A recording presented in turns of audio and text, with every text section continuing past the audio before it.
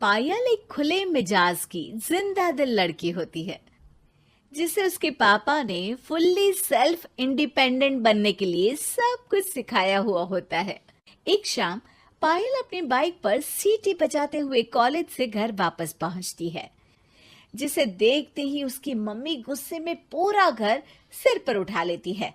आ गई महारानी, बहुत बोलते थे मैं अपनी बेटी को सब कुछ सिखाकर दुनिया में मजबूती से खड़े रहना सिखाऊंगा, साथ में बेटी को लफंडर बनना भी सिखा दिया, ये नहीं बताया। क्या हुआ? आज ये कुकर इतनी सीटियां क्यों मार रहा है? सीटी? सारी फसाद की जड़ तेरी वो बाइक और सीटी है, उन्हीं से लड़के छेड़ती है ना तू। हाँ, ये तो गलत है। मुझे बताए बिना ही लड़का छेड़ दिया।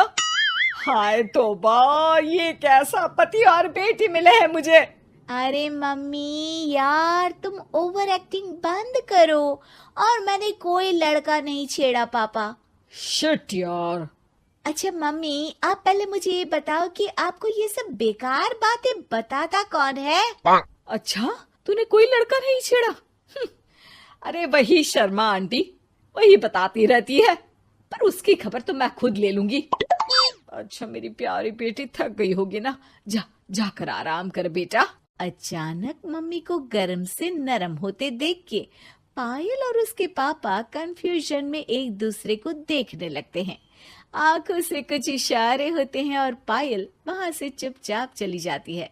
जिसके बाद रात को घर में सबके सोने के बाद दोनों पापा बेटी छत पर मिलते हैं। क्या खबर लाए हो? अरे तुम्हारी मम्मी तो हमसे भी तेज निकली, कोई खबर नहीं मिली। क्या यार पापा, पता नहीं अब मेरी मदर इंडिया कौन सा बम फोड़ेंगी। इसी के साथ दोनों अपने कमरे में वापस जाकर सो जाते हैं। अगली सुबह पायल जैसे ही कॉलेज जाने के लिए तैयार होकर कमरे से बाहर निकलती है तो उसकी मम्मी उसे लड़के वालों के सामने ले जाकर खड़ा कर देती है। जी, ये है मेरी बेटी पायल। थोड़ी चंचल है लेकिन बहुत नेक दिल और होशियार है। देखते ही देखते कुछ घंटों में पायल और शुभम का रिश्ता पक्का हो जाता है, जिसके कुछ दिनों बाद पायल शादी कर अपने ससुराल पहुंच जाती है। सोचा था मम्मी कोई बम फोड़ेंगी, पर उन्होंने तो सीधा मुझे उम्र कैद की सजा ही दे दी। बहू, अब उम्र कैद समझो या बम, रहना तो यही है, निभाना यही है, इसलिए छिछोरी हरकतें बंद करनी होगी। है? ये आप क्या बात कर रही हो? मैंने क्या किया? इतने मासूम ना बनो, मुझे तुम्हारे कारनामों के बारे में सब अच्छे से पता है। ऐसा बोलकर सास तो वहां से चली जाती है, लेकिन पायल सोच में पड़ी वहीं खड़ी रह जाती है। जिस पर शुभम उसके पास आता है। तुम मम्मी की बात का बुरा मत मानना, वो पड़ोस वाली आंटी ने उन्हें तुम्हारी बाइक चलाना, सीटियां बजाते हुए घूमना, बेधड़क सबसे बात करना वगैरह जैसी कुछ बातें बता दी है, जिसे सुनकर उन्हें गुस्सा आ गया है। पर फिक्र मत करना, धीरे धीरे साथ रहने से वो भी ठीक हो जाएंगी। Thanks for your concern, but I don't care. Payal सीधा अपने कमरे में चली जाती है। अगली सुबह कॉलेज जाने के लिए तैयार हो सीटी बजाते हुए कमरे से बाहर निकलती है, जिसे देख सास गुस्से से तिल मिला उठती है। महारानी, शादी के अगले ही दिन ये हीरोइन बनकर कहाँ चल पड़ी? और ये लफंगों की तरह सीटियां बजाना बंद करो।